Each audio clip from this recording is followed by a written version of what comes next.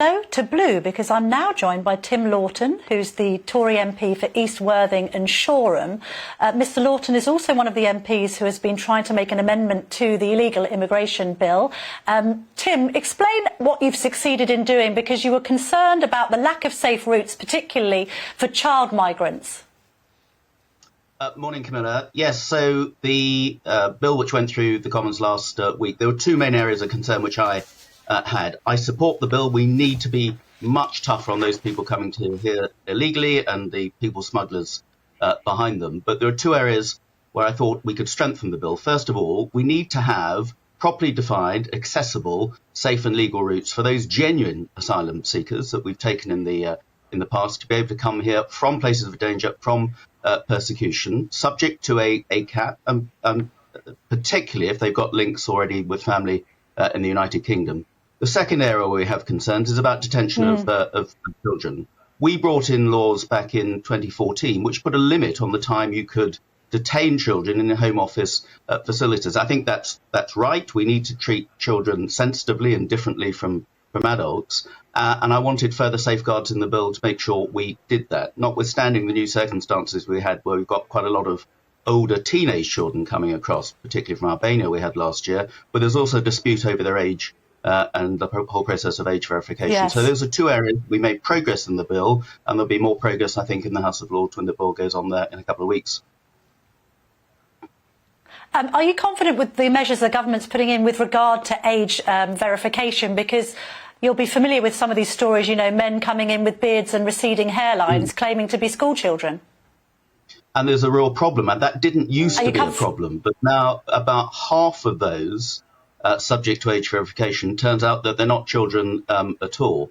Now, that's a problem. Clearly, we need to make sure that those people are kept away from children. And there have been cases in the past. You've actually had young adults in schools, in classes, sitting next to young children, let alone in various holding centres as well. So this is a real problem, and we need to speed up. And the government's also brought in mandatory age verification checks when there is a query over somebody's age. So again, I think that will enhance the bill and the process going forward.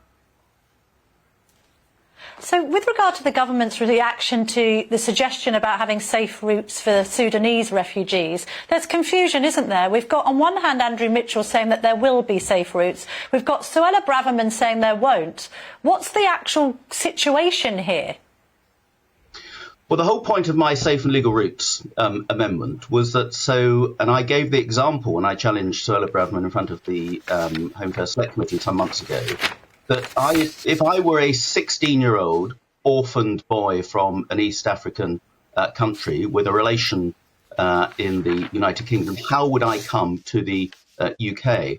Well, that scenario became a reality last week with people coming out of Sudan. And the problem is there are some routes, but they're very difficult to access. So they're mostly through the UNHCR. And if you've got people going to countries where the UNHCR is not represented, doesn't have some sort of operation where they can process a claim, then we've got a problem. And that's why people then travel across other countries, and ultimately some of them end up in France trying to get across to the UK. We need to see, first of all, how long this is going to go on. Because what we don't want to do is to have lots of people coming here from Sudan, when actually what they really want to do is to be able to stay safely in Sudan. And so we may need to be part of an operation. I'm sure there'll be aid money available for that already, into refugee camps and other safe havens closer to Sudan until it's safe for those people to go back. We do that regularly. We've done that with all the Syrians in Jordan and other places like that. So I think that's the first priority that needs to be set up. Mr Loughton, a final question on the coronation, if I may, only because you did create a little bit of a storm by tweeting a response to something Prince Harry had done with the words, "shut the F up." Now, I'm wondering whether you think it's a good idea that the Duke of Sussex is coming to the coronation. Of course he should come to the coronation. He's the King's son. What's the problem with that? Well, you said you were fed up of the Sussexes and that you weren't proud to be in a constituency associated with Sussex, because you felt that they were becoming rather irritating. Well, they were becoming rather irritating, and my constituents were saying to me, do we have to have somebody who keeps making these rather annoying and indiscreet comments and flogging books representing the ancient county of Sussex? That was my frustration. he is the son of the king. He is still a duke. He's entitled to come to the coronation. I'm sure his father would want him at the coronation, but I hope he doesn't give any more interviews about some of the things he's put in his book, and we can concentrate on what's going to be a fantastic, important and historic occasion next weekend. Rule Britannia to that. Thank you very much, Tim Loughton, for joining me this morning.